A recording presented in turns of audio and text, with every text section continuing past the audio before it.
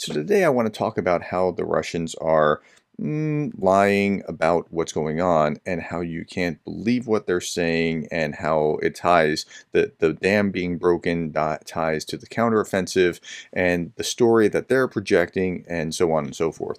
But I want to start here with this. So here are my last few videos. So we were talking about the Kardashian of Russia, that's Prigozhin, and how he's always trying to stay in the limelight and why. Then I talked about the dam yesterday, and I'm going to talk about it again today, and how comparing notes about what we know and then what the Russians say.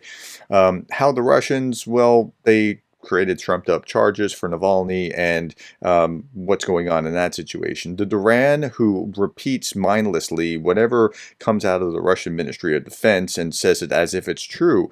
Now, Scott Ritter down here actually does believe that it's true. He really is a true believer, and he parrots that as well. But they also make up stuff, like remember what was going on here with Zaluzhny, right? So it's kind of a problem. And then we're back to the same place we were just a week ago, where we're talking about the Moscow drone attack. Who did it? It's kind of like the who did it for the dam. That's where we are. Now, I want to start with this. The counteroffensive has begun, so Georgie doesn't have to lose his $2,000. It already has begun. The situation, according to the war zone, the offensive is going better than expected, according to the U.S. Now, we don't have a lot of details, nor would I talk about a lot of details, because I really don't want to become somewhat of a problem by doing that when we should be not saying a lot. There should be a bit of a media blackout about exactly where. Nonetheless, we're going to show you some facts and figures. So here, Ukraine war, Russia says it thwarted major Ukrainian effort. Well, Russia says this. So the BBC is reporting what Russia said. But what did Russia say?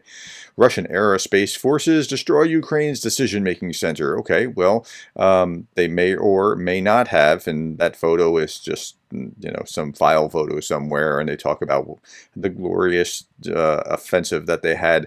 Russian defense minister says that Ukraine goes on the offensive, and they talk about how Ukraine lost over 3,700 men in 3 days of a counteroffensive. So they seem to believe that the counteroffensive has already begun as well. Here's another. Here's Russia reveals battle casualties, and they talk about the facts and figures. The losses of Ukraine's armed forces since June 4th include 3,715 personnel, 52 tanks, 207 armored vehicles, 134 cars, 5 airplanes, 2 helicopters, 48 field artillery. And how about Russia? What happened to them? Well, Russian military suffered 71 dead and 210 wounded. They're seriously putting out that there's a 10-to-1 figure here of 10 Ukrainians casualties for every Russian casualty, and that's what they're putting out for public consumption. That's what they're saying, which is absolutely ridiculous. The Pentagon is hiding an alien spaceship, who says the whistleblower. This is also carried in RT. That's all that you need to know about RT's level of newsworthiness and their reporting. Now let's switch over to the dam. Devastation from the Kakhovka dam collapse could take decades to heal. We know it's a bad situation. I asked you, please go watch Anna from Ukraine yesterday as she talked about it. I can't even put into words the emotion that she expressed through that video about how Ukrainians are absorbing this blow. It is terrible and it's tragic. Now, what does RT say about it? RT says that Ukraine blew up the Kakhovka dam as revenge for a failed counteroffensive. That's their reasoning. That's what they are saying and putting out there. Okay, so that just, it hurts my heart to even read the kind of things here. And I'm not like saddened by it so much as I am just livid by the way that Russia both does something and then blames the victim for what they do. It's really outrageous. It boils my blood. Kakhovka Dam destruction, what you need to know. They even put out their fact sheet to explain what happened and how the Ukrainians did it. And in this, they do blame the Ukrainians. So I thought it would be instructive to take some clips from William Spaniel. So let's hear what William Spaniel has to say. I don't speak about William Spaniel a whole lot in my videos. It's not because he's not quality. He does some good work, and viewers often talk about him. But here, I'm going to highlight just a couple things from him, and then we'll also see some clips from Jake Broe and RT. We have been discussing the issues surrounding it for the last 8 months. And so today's video will be a quick update on how it will affect the war, with a focus on 4 consequences: humanitarian problems for those downriver, the impediments it creates for Ukraine's counteroffensive, the situation over at the Zaporizhia nuclear power plant, and the water situation over in Crimea. So let's begin there and talk about, like, what has Russia actually done by doing this? Well, they've given Ukraine a big problem set to have to contend with. And what you want to do is you want to give your enemy lots of problems, for lots of things where they have to figure out, do I address this or do I address that? And Ukraine's been doing the same thing by invading Belgorod and the drone attacks and things along those lines. So Russia is doing this intentionally to create a more difficult time for the Ukrainians as they're entering their counteroffensive. Mostly, this is the flooding that the areas downriver experienced immediately following the dam's destruction. Take a look at the satellite shot from a distance. The dam is over here. Kherson City is here. And the line of control at the time of the dam's destruction is the river flowing east to west, with Ukraine controlling north of the line, and Russia controlling south of it. The natural coloration tells you what you need to know about which side of the river is most affected. Kherson City, to the north, is on relative high ground. Russian-controlled areas to the south are swampy. Now, there's somewhere between 80 and 100 settlements in and around this area that's going to be affected, but the Russians, who are claiming that this is their people now, effectively, don't care what happens to their people. Russia had left one of the sluices down to lower the reservoir's level to about here, with speculation that the goal was to increase the Dniepro's width downriver without causing major flooding. As a result, the water level upstream had fallen to a record low 14 meters. But Russia then closed the sluices and then kept them sealed tight. Combined with winter snowfall, then spring melt and showers, the water level rose to a record 17.5 meters.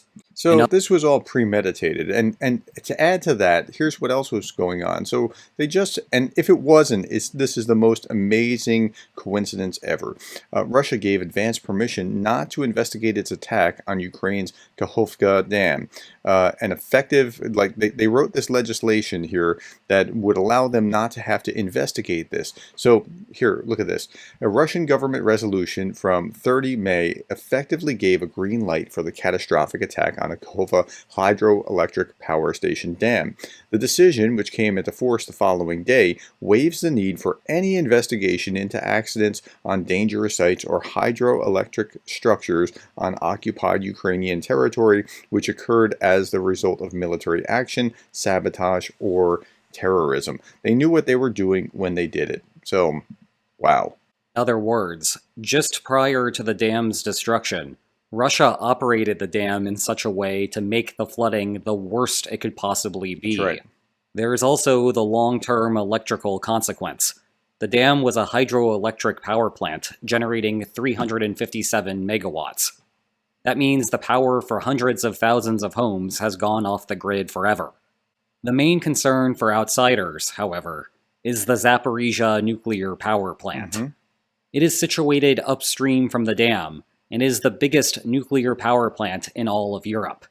To wit, its 5,700 megawatt capacity puts the dam's hydroelectric plant to shame. And this is the danger. Russia occupied it at the start of the war. A nuclear power plant in a conflict zone caused enough concern that the International Atomic Energy Agency and other watchdogs recommended that it go offline. In September 2022, the reactors indeed went into shutdown mode, meaning they stopped producing new heat. However, residual heat lasts for years, both for the reactors and the cooling pools of spent fuel like these that are also housed on site. Consequently, the power plant needs a constant stream of water to prevent radiation from leaking. The problem is that the river is the source of that water, and the dam was responsible for maintaining the necessary water level. According to the IAEA report produced immediately after the dam's destruction, if the water level drops to 12.7 meters, the pumps stop working. That's the bad news. The good news is that they saw this coming. Operators can overpump water into cooling channels so that there is a reserve supply.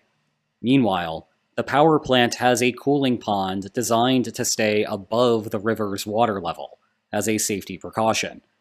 Combine this with how the generators have been on a sustained shutdown, and the IAEA estimates that the existing water will last for months.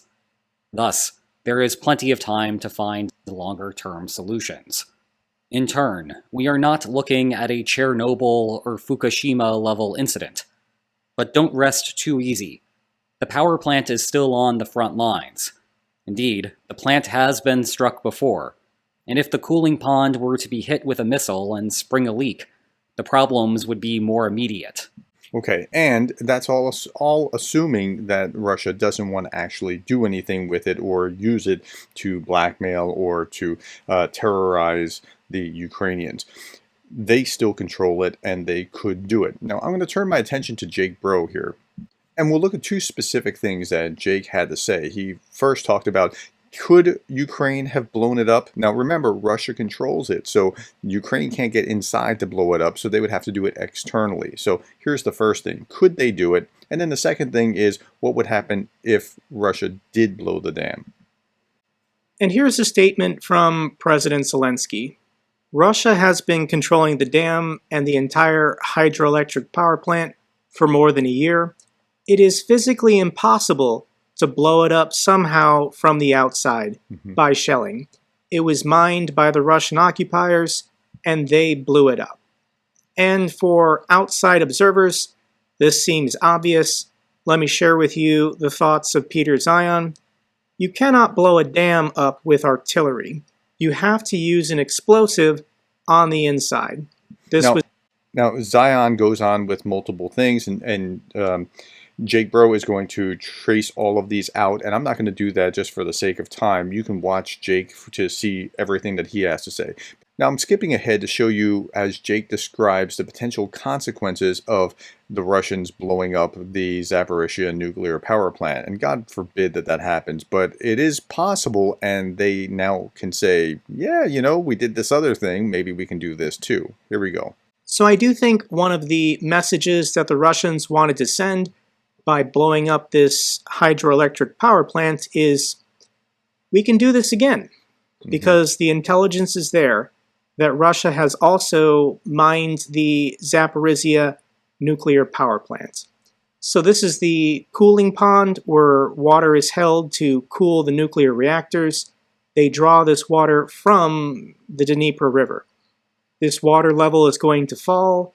I don't know how this is going to affect the coolant pond for the nuclear power plant.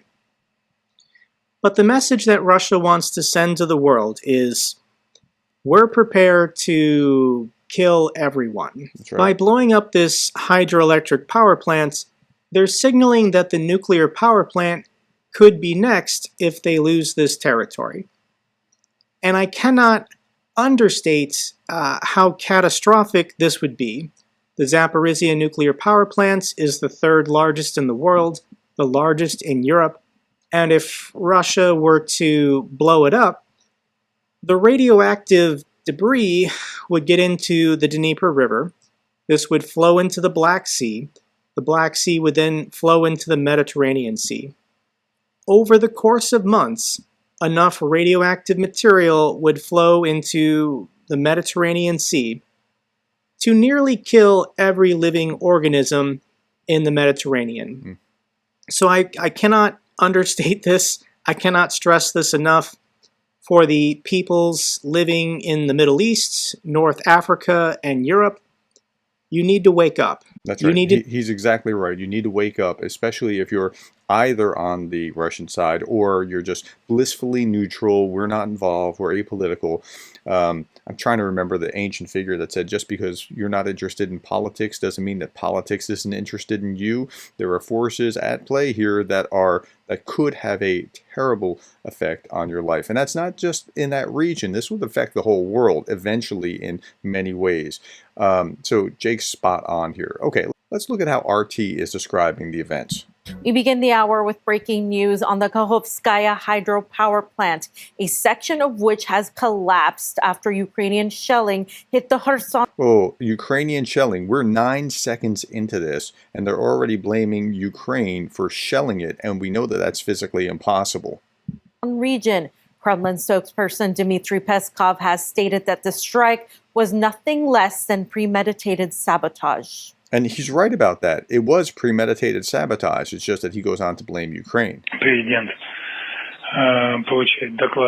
The president receives reports from the Ministry of Defense and other agencies on what is going on around the Kakhovka hydropower plant. We can already unequivocally state that we are talking about a premeditated sabotage by the Ukrainian side. This sabotage has the potential to have very grave consequences. It is clear that one of these sabotage's aims is to deprive Crimea of water. The level of water in the reservoir is dropping, and so the supply to the canal is being drastically reduced. Apparently, the act is also connected to the fact that having launched a large-scale offensive 2 days ago, the Ukrainian armed forces are not achieving their goals. So there's a couple things here. First, talking about how it's depriving Crimea of water. They don't care that it's going to deprive Crimea of water, and some commentators have said that they are recognizing that this is they're actually probably going to lose Crimea. I don't know if that's why they think that that's okay, but they think that they're getting something out of it, certainly.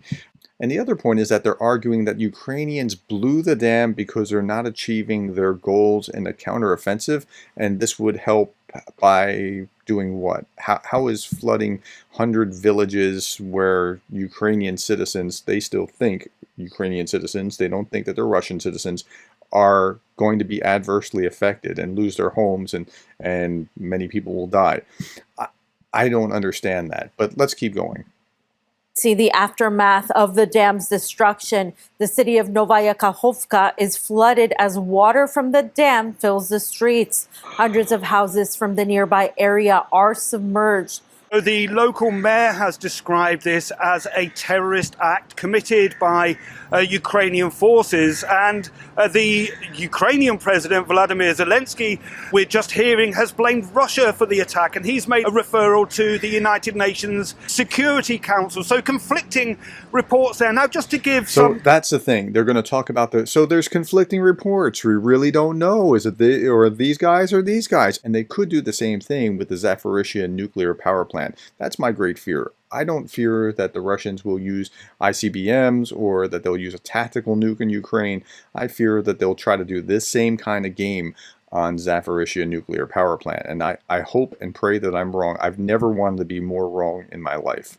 And it contains water roughly equivalent to Great Salt Lake in Utah. So it's a pretty big dam, and it supplies not only the local population, but also the people of Crimea. But perhaps more crucially, it supplies coolant water for the Zaporizhzhia nuclear power plant. Now, Russian officials there say that there is no risk and that the situation's under control. The local areas are at imminent risk of flooding. Evacuation operations are underway. It affects something like 80 settlements. We know that 30 homes in the immediate region are at risk and have been evacuated. Emergency services are on the scene trying to fix the problem and to ensure that people in the area are safe. Now, of course, this comes after Sunday's attacks by Ukrainian forces. They tried to breach Russian defenses in 5 areas in the Donetsk region. They were unsuccessful. They were repelled by Russian forces with huge losses, of course.